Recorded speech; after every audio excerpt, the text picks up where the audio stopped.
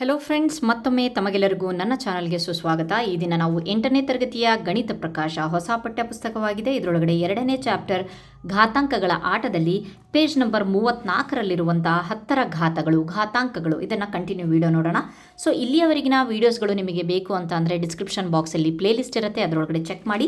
So ಬನ್ನಿ ನೋಡೋಣ. ಭಾರತೀಯ ಸಂಖ್ಯೆಗಳನ್ನು ವಿಸ್ತರಿಸಿ ಬರೆದಾಗ ನಾವು 10, 100, 1000 ಇತ್ಯಾದಿ ಸಂಖ್ಯೆಗಳನ್ನು ಬಳಸ್ತೇವೆ. ಉದಾಹರಣೆಗೆ ಈ ಸಂಖ್ಯೆನ ನಾವು ಯಾವ ರೀತಿಯಾಗಿ ವಿಸ್ತರಿಸ್ತೀವಪ್ಪ ಅಂತಂದರೆ ನಮಗೆ ಗೊತ್ತುಂಟು 47,561. ಸೊ ಕ್ಲಾಸ್ 3ಇಂದನೇ ನಾವು 561 ಕ್ಲಾಸ್ 3ಇಂದನೇ ನಾವು ಸಂಖ್ಯೆಗಳನ್ನು ವಿಸ್ತರಿಸಿ ಬರೆಯೋದು ನಮಗೆ ಗೊತ್ತುಂಟು. ಸೊ ಯಾವ ಸ್ಥಾನದಲ್ಲಿದೆ ಅಂತಂದರೆ ಬಿಡಿ 10, 100, 1000, 10,000 ದರಿದಿವಲ್ಲ 4 × 10,000 ಪ್ಲಸ್ 7 × 1000. ಸೊ ಇದನ್ನು ಬಿಡಿಸೋ ಕ್ರಮ ನಿಮಗೆ ಆಲ್ರೆಡಿ ಮುಂಚಿಂದನೂ ನಾವು ಮಾಡ್ಕೊಂಡೇ ಬಂದಿದ್ದೀವಿ. ಸಂಖ್ಯೆಯನ್ನು ವಿಸ್ತರಿಸಿ ಬರೆಯೋದು 10 ಪ್ಲಸ್ 1 × 1. ಓಕೆ, ಈ ರೀತಿಯಾಗಿ ನಾವು ಸಂಖ್ಯೆಯನ್ನು ಬಿಡಿಸಿ ಬರಿತೀವಲ್ವಾ. ಸೊ ಅದೇ ರೀತಿಯಾಗಿ ಇಲ್ಲಿ ಬಿಡಿಸಿ ಬರೆದಿದ್ದಾರೆ ಮತ್ತು ಅದನ್ನು ಗ್ರೂಪ್ ಮಾಡಿದ್ದಾರೆ. ಇದು ಇದ್ರದ್ದು ಗ್ರೂಪು, ಯೂನಿಕ್ ಜೋಡಿ, ಯೂನಿಕ್ ಜೋಡಿ, ಯೂನಿಕ್ ಜೋಡಿ, ಯೂನಿಕ್ ಜೋಡಿ ಅಂತ ಹೇಳಿಬಿಟ್ಟು ಅಲ್ವಾ. ಇದನ್ನೇ ನಾವು ಘಾತಗಳಲ್ಲಿ ಬರೆದ್ರೆ ಹೇಗಿರುತ್ತೆ? ಭಾಳ ಈಸಿ. 4 × 10 ಎಷ್ಟು ಸೊನ್ನೆಗಳಿದ್ದಾವೆ? 4 ಪ್ಲಸ್ 7 × 10 ಎಷ್ಟಿದೆ? 3 ಪ್ಲಸ್ 5 × 10 2 ಪ್ಲಸ್ 6 × 10 1 ಪ್ಲಸ್ 1 × 1 ಅಂತ ಅಂದರೆ ನಾವು ಹಿಂದಿನ ವಿಡಿಯೋದಲ್ಲಿ ಹೇಳಿದ್ವಿ ಏನಂತ, 1 ಅಂತ ಅಂದರೆ x⁴ ಅಂತ ಹೇಳಿಬಿಟ್ಟು ಹೇಳ್ಬೋದು, ಅಥವಾ x⁴ ಅಂತ ಅಂದರೆ ಇದ್ರ ವ್ಯಾಲ್ಯೂ 1 ಅಂತ ಹೇಳಿ.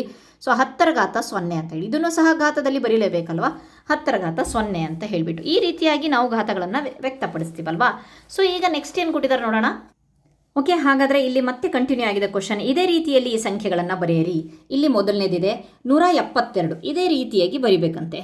ಯಾವುದು? ಇಷ್ಟು ದಿನ ನಾವು ಸಂಖ್ಯೆನ ವಿಸ್ತರಿಸಿ ಬರಿತಿದ್ವಲ್ವಾ, ನಾವೀಗ ಇಲ್ಲಿ ಘಾತಗಳಲ್ಲಿ ಸೊ ಎರಡೂ ಕ್ರಮ ಬೇಕಾದರೆ ನಾನು ತೋರಿಸ್ತೀನಿ. 1 × 100 ಪ್ಲಸ್ 7 × 10 ಪ್ಲಸ್ 2 × 1. ಸೊ ಇದನ್ನು ಘಾತದಲ್ಲಿ ಬರೆದ್ರೆ 1 × 10 2 ಪ್ಲಸ್ 7 × 10 1 ಪ್ಲಸ್ 2 × 10 0. ಓಕೆ, ಇದು ಎರಡನೇದು. ನೆಕ್ಸ್ಟ್ 5642 ಇದೆ. ನೆಕ್ಸ್ಟ್ ಸೊ ಇದನ್ನು 5 × 1000 ಪ್ಲಸ್ 6 × 100 ಪ್ಲಸ್ 4 × 10 ಪ್ಲಸ್ 2 × 1.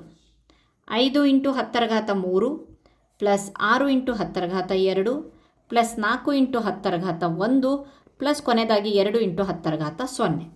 ನೆಕ್ಸ್ಟ್ ಮೂರನೇದಾಗಿ ಎಷ್ಟಿದೆ? ಮೂರನೇದು ನಂಬರ್ 6374.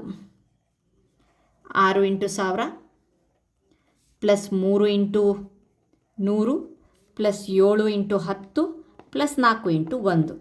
ಈಗ ನಾವು ಈಸಿಯಾಗಿ ಮಾಡ್ಬೋದು. 10 plus 10 plus 10 plus 10 0.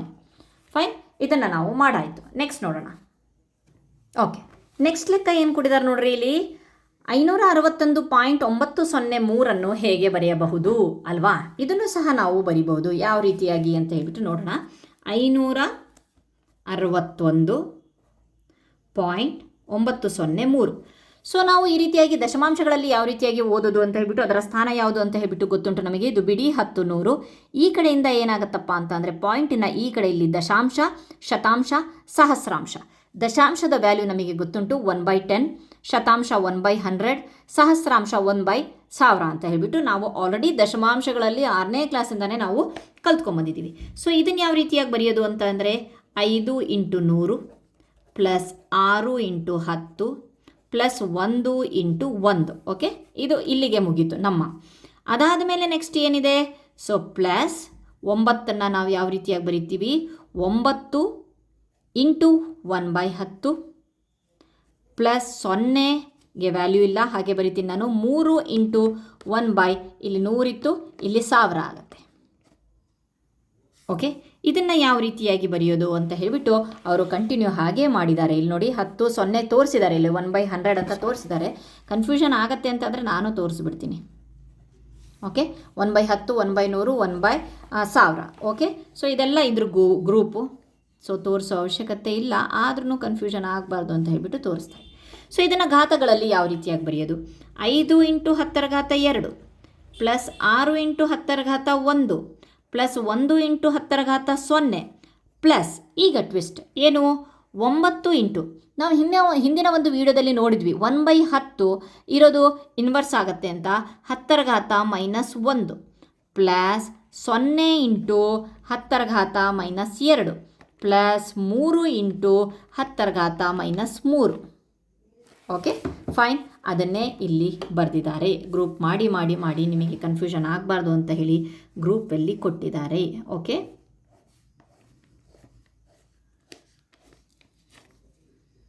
Fine. Next ವೈಜ್ಞಾನಿಕ ಸಂಕೇತ ಅಂತ ಹೇಳಿ ನೆಕ್ಸ್ಟ್ ಕಾನ್ಸೆಪ್ಟ್ ಬಂದಿದೆ. ಸೈಂಟಿಫಿಕ್ ನೊಟೇಷನ್ ಅಂತ ಹೇಳ್ಬಿಟ್ಟು ಹೇಳ್ತೀವಿ ನಾವು ಅಲ್ವಾ. ಸೊ ಇಲ್ಲಿ ಏನು ಕೊಟ್ಟಿದ್ದಾನೆ, ದೊಡ್ಡ ಸಂಖ್ಯೆಗಳನ್ನು ಒಳಗೊಂಡ ಕೆಲವು ಸಂಗತಿಗಳನ್ನು ನೋಡೋಣ. ನಮಗೆ ಗ್ಯಾಲಕ್ಸಿ, ಕ್ಷೀರಾಪುರ ಅಥವಾ ಮಿಲ್ಕಿ ವೇ ಅಂತ ಹೇಳಿಬಿಟ್ಟು ಏನು ಕರಿತೀವಲ್ವ ನಾವು, ಅದು ಓಕೆ ಮಿಲ್ಕಿ ವೇದ ಕೇಂದ್ರದಿಂದ ಸೂರ್ಯನು ಇಷ್ಟು ದೂರದಲ್ಲಿದ್ದಾನಂತೆ. ಎಷ್ಟು ದೂರದಿಂದ ಎಷ್ಟು ಕೊಟ್ಟಿದ್ದಾರೆ. ಸೊ ನಮಗೆ ಅದನ್ನು ಓದೋಕ್ಕೆ ಬಿಡಿ 10, 100, 1000, 10,000, ಲಕ್ಷ ಅದೆಲ್ಲ ಮಾಡ್ಕೊಂಡು ಹೋದರೂ ಸಹ ಓದೋಕ್ಕೆ ಭಾಳ ಕಷ್ಟ ಆಗುತ್ತಲ್ವ. ನೆಕ್ಸ್ಟು ನಮ್ಮ ಗ್ಯಾಲಕ್ಸಿಲಿರುವ ನಕ್ಷತ್ರಗಳ ಸಂಖ್ಯೆ ಇಷ್ಟಿದೆಯಂತೆ, ಭೂಮಿಯ ದ್ರವ್ಯರಾಶಿ ಇಷ್ಟಿದೆಯಂತೆ. ಸೊ KGಯಲ್ಲಿ ಹೇಳ್ತಾ ಇದ್ದಾರೆ. ಸೊ ಅಂಕೆಗಳ ಸಂಖ್ಯೆ ಹೆಚ್ಚಾದಂಗೆ ನಮಗೆ ಸಂಖ್ಯೆಗಳನ್ನು ಸರಿಯಾಗಿ ಓದೋಕ್ಕೆ ಕಷ್ಟ ಆಗುತ್ತೆ. ಆವಾಗ ನಾವು ಏನು ಮಾಡ್ತೀವಪ್ಪ ಅಂತಂದರೆ, ಸಿಂಪಲ್ಲಾಗಿ ನಾವು ಏನು ಹೇಳ್ತೀವಪ್ಪ ಅಂತಂದರೆ 50,000 ಸಿಗಬೇಕಾದ ಕಡೆ ಕೆಲವೊಂದು ಸಲ 5,000 ಸಿಕ್ಕಂಗಾಗುತ್ತದೆ ಅಂತ ಹೇಳಿಬಿಟ್ಟು ಇಲ್ಲಿ ಕೊಟ್ಟಿದ್ದಾರೆ. ತಪ್ಪಾಗಿ 1 0 ಸಹ ನಾವು ತಪ್ಪು ಮಾಡಿದ್ರು ಸಹ ಬಹಳಷ್ಟು ಇದಾಗತ್ತೆ ಅಲ್ವಾ. ಸೊ ಬಹಳಷ್ಟು ಹೆಚ್ಚು ಕಡಿಮೆ ಆಗುತ್ತೆ. ಅಂಥದ್ರೊಳಗಡೆ ಇಷ್ಟು ದೊಡ್ಡದು ಇದು ಮಾಡಿದಾಗ ನಾವೇನು ಮಾಡ್ತೀವಪ್ಪ ಅಂತಂದರೆ, ಸೊ 3 ಅಂತ ಬರೆದುಬಿಟ್ಟು ಇಂಟು 10ರ ಘಾತಗಳಲ್ಲಿ ಎಷ್ಟು 0 ಇದೆ, 1 2 3 4 5 6 7 8 9 10 11 12 13 14 15 16 17 18 19 20 10ರ ಘಾತ 20 ಅಂತ ಬರೆದು ಬಿಡ್ತೀವಿ. ಸೊ ನೋಡಿ, ಓದೋಕ್ಕೂ ಈಸಿ ಆಗುತ್ತೆ, ಬರೆಯೋಕ್ಕೂ ಈಸಿ ಆಗುತ್ತೆ, ಅರ್ಥ ಮಾಡ್ಕೊಳ್ಳೋಕ್ಕೂ ಎಷ್ಟಾಗುತ್ತೆ, ಈಸಿ ಆಗುತ್ತೆ. 3 ಇಂಟು 10ರ ಘಾತ 20. ಸೊ ಇಲ್ಲಿ ಬಂದಾಗ 1 ಇಂಟು ಇಲ್ಲಿ ನೋಡಿ 3 5 7 9 11 10ರ ಘಾತ 11. ಓಕೆ, ಸೊ ಇಲ್ಲಿ ಬಂದಾಗ 5 9 7 6. ಸೊ ಇದನ್ನು ಮತ್ತೆ ನಾವು ಸ್ವಲ್ಪ ಮುಂದಕ್ಕೆ ಹೋದಾಗ ಸೈಂಟಿಫಿಕ್ ನೊಟೇಷನ್ ವೈಜ್ಞಾನಿಕ ಸಂಕೇತಗಳನ್ನು ಬರೆದಾಗ ಫಸ್ಟು 5 ಬರೆದುಬಿಟ್ಟು ನೆಕ್ಸ್ಟ್ ಪಾಯಿಂಟ್ ಇಟ್ಕೊಂಡು ಹೋಗ್ತೀವಿ. ಹೇಗೆ ನೋಡೋಣ. ಫಸ್ಟ್ ಇದನ್ನು ಮಾಡ್ತೀನಿ ನಾನು. 3 5 7 9 11 13 15 17 19 21 ಇಲ್ಲಿಗೆ 21 ಆಯಿತು, 22 23 24. ಫೈನ್. ಓಕೆ, 5.976 ಎಲ್ಲ ನಂಬರ್ಸ್ಗಳನ್ನು ಬರೆದುಬಿಟ್ಟು 10ರ ಘಾತ 24. ಯಾವ ರೀತಿಯಾಗಿ 24 ಅಂತ ಹೇಳಿ ಬಂತು ಅಂತ ಹೇಳಿಬಿಟ್ಟು ಹೇಳ್ಬೋದಲ್ವಾ. ನಾನು ಇಲ್ಲಿ ಎಷ್ಟಿದ್ದಾವೆ ಅಂತ ಹೇಳಿಬಿಟ್ಟು ನೋಡ್ರಿ, 1 2 3 4 ಈ ರೀತಿಯಾಗಿ ನಾನು ಮಾಡ್ಕೊಂಡು ಹೋದಾಗ ಇಲ್ಲಿಗೆ ಎಷ್ಟು ಬಂತು. ಓಕೆ, ಇಲ್ಲಿ 0ಕ್ಕೆ ದಾಟಿದ ತಕ್ಷಣ 21 ಆಯಿತು. 21ರಿಂದ ಒಂದು ಮನೆ ಹೋಯಿತು, 22 23 24. 5.976 ಇಂಟು 10ರ ಘಾತ 24 ಆಯಿತು. ಸೊ ಓಕೆ, ನೆಕ್ಸ್ಟ್ ನೋಡೋಣ.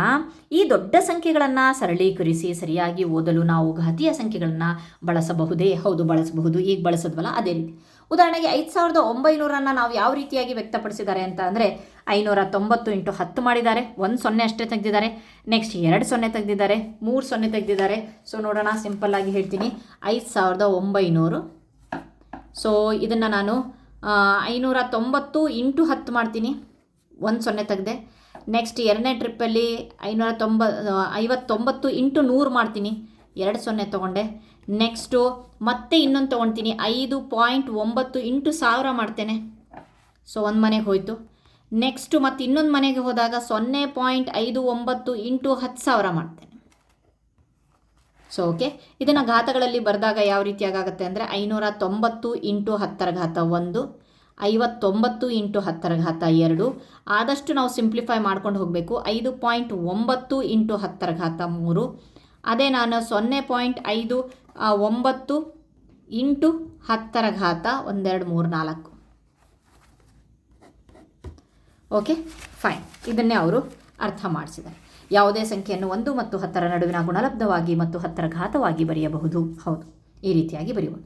ಇಲ್ಲಿ ನೋಡಿ, ಇಲ್ಲಿ ಸಿಂಪಲ್ ಆಗಿ ಕೊಟ್ಟಿದ್ದಾರೆ. ಹೇಗೆ ಅಂತ ಹೇಳಿಬಿಟ್ಟು 1 ಮನೆ 2 ಮನೆ 3 ಮನೆ 4 ಮನೆ 2.08. ಈ ಕಡೆ ಸೊನ್ನೆಗಳು ಬೇಡ, ಈ 0 ಕೌಂಟಿಗೆ ತೊಗೊಬೇಕು ಆಯಿತಾ. ಓಕೆ, 10ರ ಘಾತ 4.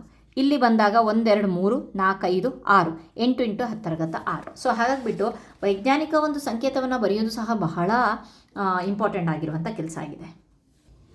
ಓಕೆ, ನೆಕ್ಸ್ಟ್ ನೋಡೋಣ. ಇಲ್ಲಿ ವೈಜ್ಞಾನಿಕ ಸಂಕೇತ ಅಥವಾ ವೈಜ್ಞಾನಿಕ ರೂಪದಲ್ಲಿ ಆದರ್ಶ ರೂಪ ಅಂತ ಹೇಳಿಬಿಟ್ಟು ಕರಿಬೋದು. ಇದನ್ನು ನಾವು ಸಂಖ್ಯೆಗಳನ್ನು x ಇಂಟು 10⁻y ಎಂದು ಬರೆಯುತ್ತೇವೆ. ಇಲ್ಲಿ x ಇದು 1ಕ್ಕಿಂತ ದೊಡ್ಡದಾಗಿರಬೇಕು ಅಥವಾ ಈಕ್ವಲ್ ಆಗಿರಬೇಕು ಅಂತ ಕೊಟ್ಟಿದ್ದಾರೆ. ಆಮೇಲೆ x ಅನ್ನೋದು 10ಕ್ಕಿಂತ ಚಿಕ್ಕದಾಗಿದೆ ಎಂಬುದು ಸಹಗುಣಕ ಮತ್ತು ಘಾತ y ಯಾವುದೇ ಪೂರ್ಣಾಂಕ ಆಗಿರುತ್ತೆ ಅಂತ ತೋರಿಸುತ್ತೆ. ಕೆಲವೊಮ್ಮೆ ಘಾತ y ಗುಣಾಂಕ x ಗಿಂತ ಹೆಚ್ಚಾಗಿರ್ಬೋದು. ಮುಂಬೈನ 2 ಕೋಟಿ ಜನಸಂಖ್ಯೆಯನ್ನು ನಾವು 2 ಇಂಟು 10⁻7 ಗೊತ್ತುಂಟು ನಮಗೆ. 10⁻7 ಬರೆದ್ವಿ ಅಂತಂದರೆ 1 ಕೋಟಿಯಲ್ಲಿ 7 ಸೊನ್ನೆಗಳಿರ್ತಾವಲ್ಲ, ಹಾಗ್ಬಿಟ್ಟು 10⁻7 ಎಂದು ಬರೆದಾಗ ಘಾತ ಸಂಖ್ಯೆ 7 ಅನ್ನೋದು ಸಂಖ್ಯೆ 2ಗಿಂತ ಹೆಚ್ಚು ಮುಖ್ಯ. ಇದು ನೆನಪಿರಲಿ. ಏನಪ್ಪ ಅಂತಂದರೆ ಫಾರ್ ಎಕ್ಸಾಂಪಲ್ಲು 2 ಇಂಟು 10⁻7 ಅಂತ ಅನ್ನೋದಿದ್ದಿಲ್ಲ, ಈ 7 ಇಷ್ಟು ಚಿಕ್ಕದಾಗಿ ಬರಿತೀವಲ್ವಾ, ಇದೇನು ಇಂಪಾರ್ಟೆಂಟ್ ಅನ್ಕೊಂಬೇಡ್ರಿ. ಇದಕ್ಕಿಂತ ಇದು ವೆರಿ ಇಂಪಾರ್ಟೆಂಟು. ಯಾಕಪ್ಪ ಅಂತ ಅಂದರೆ ಫಾರ್ ಎಕ್ಸಾಂಪಲ್ ಸಿಂಪಲ್ ಆಗಿರೋ ಒಂದು ಎಕ್ಸಾಂಪಲಲ್ಲಿ ತೋರಿಸ್ತೀನಿ ನಾನು. 3 ಇಂಟು 10⁻4 ಅಂತ ತೊಗೊಳ್ತೀನಿ. ಸೊ ಇದು 3 ಇದೆಯಲ್ವಾ, ಸೊ ಇದು ದೊಡ್ಡದಾಗಿ ಬರೆದಿದ್ದೀನಿ ನಾನು, ಇದು ಇಂಪಾರ್ಟೆಂಟ್ ಅಂದ್ಕೊಂಬಿಡ್ರಿ.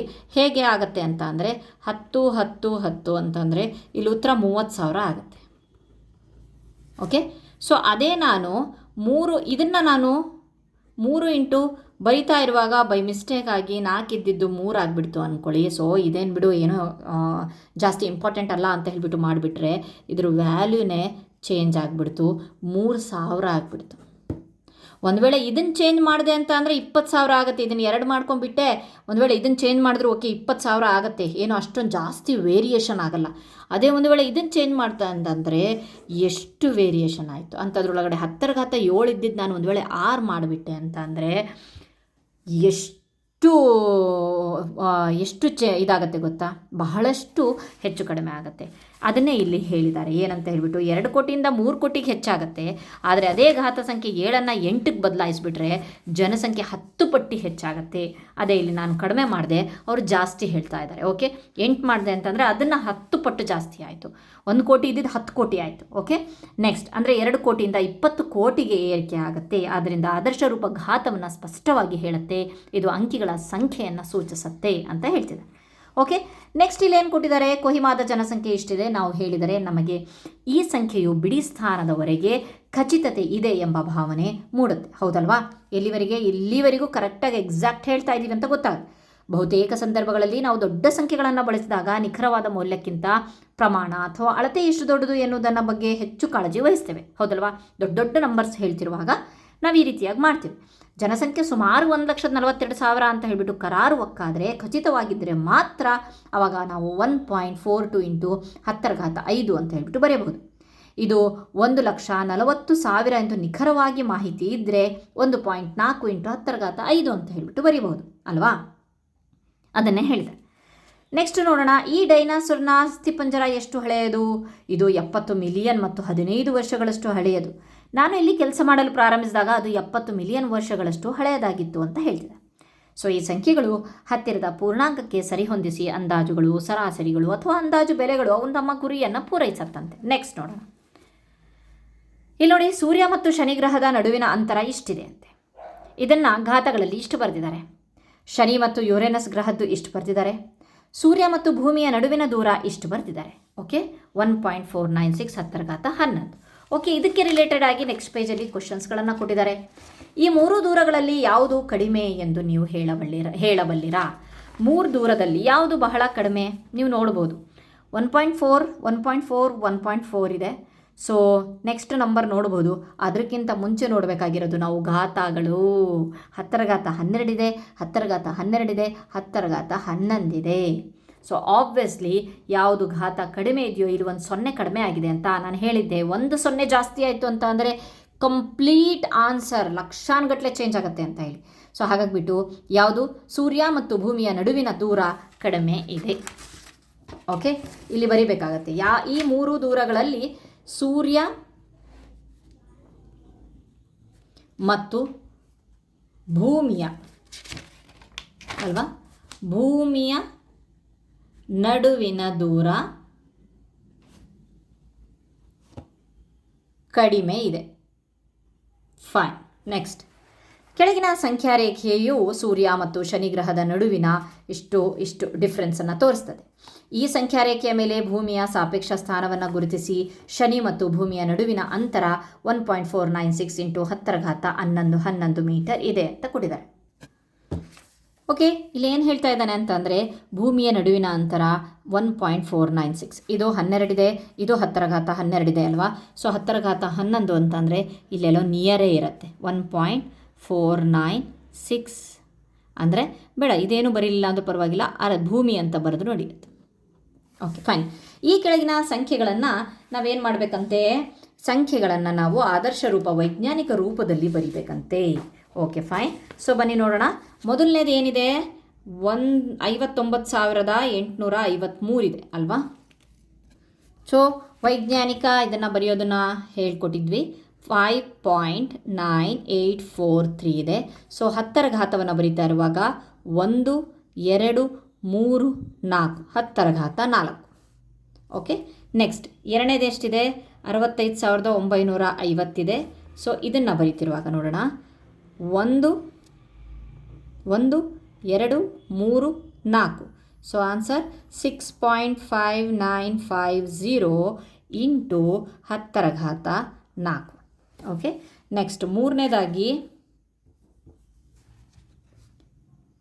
34,30,000 ಇದೆ ಅಲ್ವಾ. ಹೌದು. ಸೊ ಇದನ್ನು ನಾನೇನು ಮಾಡ್ತಿದ್ದೀನಿ, ತೆಗಿತಾ ಇದ್ದೀನಿ. 1, 2, 3, 4, 5, 6, 3.43 ಇಷ್ಟು ಬರೆದ್ರೆ ಸಾಕು. ಮುಂದಿನ ಝೀರೋಗಳನ್ನು ಬರಿಬೇಕು ಅಂತೇನಿಲ್ಲ. 10⁻6 ಓಕೆ, ನಾಲ್ಕನೇದಾಗಿ ನೋಡೋಣ. ನಾಲ್ಕನೇದಲ್ಲಿ ಎಷ್ಟಿದೆ,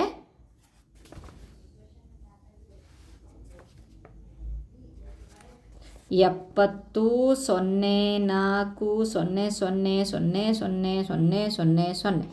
ಓಕೆ, 1, 2, 3, 4, 5, 6, 7, 8, 9, 10, 7. ಇಷ್ಟನ್ನ ಬರೆಯೋಣ. 004 ಆಮೇಲೆ ಕಂಟಿನ್ಯೂ. ಈ 00 ಬಿಡ್ಬೋದು, ಮಧ್ಯ ನಡುವಿನ 00ಗಳನ್ನು ಬಿಡೋ ಹಾಗಿಲ್ಲ, ಕಂಟಿನ್ಯೂ ಇದ್ದರೆ × 10⁻10. ಓಕೆ, ಇದು ಸೈಂಟಿಫಿಕ್ ನೊಟೇಷನ್ ಆಯಿತು. ಸೊ ಇಲ್ಲಿಯವರೆಗೆ ನೀವು ನಮ್ಮ ಚಾನಲ್ನ ಸಬ್ಸ್ಕ್ರೈಬ್ ಮಾಡಿಲ್ಲ ಅಂತಂದರೆ ಪ್ಲೀಸ್ ಸಬ್ಸ್ಕ್ರೈಬ್ ಮಾಡಿ, ಲೈಕ್ ಮಾಡಿ, ಶೇರ್ ಮಾಡಿ. ಸೊ ಬನ್ನಿ ನೆಕ್ಸ್ಟ್ ಒಂದು ಇದರೊಳಗಡೆ ನೀವು ಎಂದಾದರೂ ಆಶ್ಚರ್ಯಪಟ್ಟಿದ್ದೀರಾ ಅಂತ ಹೇಳಿಬಿಟ್ಟು ಕೊಟ್ಟಿದ್ದಾರೆ. So okay fine. ಇಲ್ಲಿ ಸ್ವಲ್ಪ ಇದ್ರ ಬಗ್ಗೆ ಹೇಳಿಬಿಡ್ತೀನಿ. ನೀವು ಎಂದಾದರೂ ಆಶ್ಚರ್ಯಪಟ್ಟಿದ್ದೀರಾ ಅಂತ ಅಂದರೆ ಇಲ್ಲೊಂದು ಸ್ವಲ್ಪ ಕೆಲವೊಂದು ಸ್ಟೋರಿಗಳ ಮೂಲಕ ಇದನ್ನು ಹೇಳ್ಕೊಂಡು ಹೋಗ್ತಾ ಇದ್ದಾರೆ. ಸೊ ಎಷ್ಟಾಗಬಹುದು ಅಂತಂದರೆ ಈ ಒಂದು ಘಾತಾಂಕಗಳ ಒಂದು ಪರಿಮಿತಿಯನ್ನು ತೋರ್ಸೋಕ್ಕೋಸ್ಕರ ಅಥವಾ ಅದೆಷ್ಟು ದೊಡ್ಡದು ಅಂತ ಹೇಳಿಬಿಟ್ಟು ತೋರ್ಸೋಕ್ಕೋಸ್ಕರ ಬಹಳಷ್ಟು ಇಲ್ಲಿ ಎಕ್ಸಾಂಪಲ್ಸ್ಗಳನ್ನು ಕೊಟ್ಟಿದ್ದಾರೆ. ಸೊ ರೇಖೀಯ ಬೆಳವಣಿಗೆ ಮತ್ತು ಘಾತೀಯ ಬೆಳವಣಿಗೆ ನಡುವಿನ ವ್ಯತ್ಯಾಸ ಏನು ಅಂತ ಹೇಳಿಬಿಟ್ಟು ಕೊಟ್ಟಿದ್ದಾರೆ. ಸೊ ಅದನ್ನು ನಾವು ಓದ್ಕೊಂಡು ಹೋದರೆ ಸಾಕು, ಅರ್ಥ ಆಗುತ್ತೆ. ಸೊ ದೊಡ್ಡ ಸಂಖ್ಯೆಗಳನ್ನು ಗಮನಿಸೋದು ಕೊಟ್ಟಿದ್ದಾರೆ. ಸೊ ಕಂಪ್ಲೀಟಾಗಿ ಏನು UKಯಲ್ಲಿರೋ ಒಂದು ಜಮೀನಿನ ಮೇಲೆ ಒಣಗುತ್ತಿರುವ ಚಿತ್ರ ಅಂತೆ. ಸೊ ಇದೆಲ್ಲ ಕಂಪ್ಲೀಟಾಗಿ ವೈಜ್ಞಾನಿಕ ಸಂಕೇತಗಳನ್ನು ಬಳಸ್ಕೊಂಡು ಲೆಕ್ಕಗಳನ್ನು ಹಾಕಿ ಉತ್ತರಿಸಿ ಅಂತ ಎಲ್ಲ ಕೊಟ್ಟಿದ್ದಾರೆ. ಸೊ ನೀವು ಓದ್ಕೊಂಡು ಹೋದರೆ ಇದೆಲ್ಲ ಈಸಿಯಾಗಿ ಮಾಡ್ಬೋದು. Okay fine. ಈಸಿಯಾಗಿ ಮಾಡೋದು ಏನಿಲ್ಲ, ಇಲ್ಲಿ ಕಂಪ್ಲೀಟಾಗಿ ಒಂದು ಸ್ಟೋರಿ ರೂಪಲ್ಲಿ ಕೊಟ್ಕೊಂಡು ಹೋಗಿದ್ದಾರೆ. ಸೊ ಅದನ್ನು ಹಾಗೆ ಗ್ಲಾನ್ಸ್ ಮಾಡ್ಕೊಂಡು ಹೋಗಿ. ಅದಾದಮೇಲೆ ನೆಕ್ಸ್ಟು ಬರೋಣ. ನೆಕ್ಸ್ಟ್ ವೀಡಿಯೋದಲ್ಲಿ ನಾನು ಪೇಜ್ ನಂಬರ್ 48ರಲ್ಲಿರುವಂತಹ ಕಂಡು ಹಿಡಿಯಿರಿ ಅದನ್ನು ಮಾಡ್ತೀನಿ. ಒಂದು ವೇಳೆ ನಿಮಗೆ ಈ ಒಂದು ಪೇಜ್ನಲ್ಲಿರುವಂಥ ಎಕ್ಸ್ಪ್ಲನೇಷನ್ಸ್ ಬೇಕು ಅಂತಂದರೆ ಇದು ಥಿಯರಿ ಟೈಪಲ್ಲಿದೆ ಅಷ್ಟೇ. ಇಲ್ಲಿ ಯಾವುದು ಆಲ್ಮೋಸ್ಟ್ ಇಂಪಾರ್ಟೆಂಟ್ ಆಗಿರುವ ಲೆಕ್ಕಗಳಂತ ಏನಿಲ್ಲ. ಸೊ ಥಿಯರಿ ಟೈಪಲ್ಲಿದೆ, ಅದನ್ನು ಓದ್ಕೊಂಡು ಹೋಗೋದಷ್ಟೇ. ಅದನ್ನು ಬೇಕು ಅಂತಂದರೆ ಕಮೆಂಟ್ ಮಾಡಿ, ಬೇಕಾದರೆ ಎಕ್ಸ್ಪ್ಲೇನ್ ಮಾಡ್ತೀನಿ. ಸೊ ವೆರಿ ಇಂಪಾರ್ಟೆಂಟ್ ಆಗಿರುವಂಥ ಕಂಡು ಹಿಡಿಯಿರಿ ಇದೆಯಲ್ವಾ, ಅದನ್ನು ನೆಕ್ಸ್ಟ್ ಒಂದು ವೀಡಿಯೋದಲ್ಲಿ ನಾನು ಎಕ್ಸ್ಪ್ಲೇನ್ ಮಾಡ್ತೀನಿ.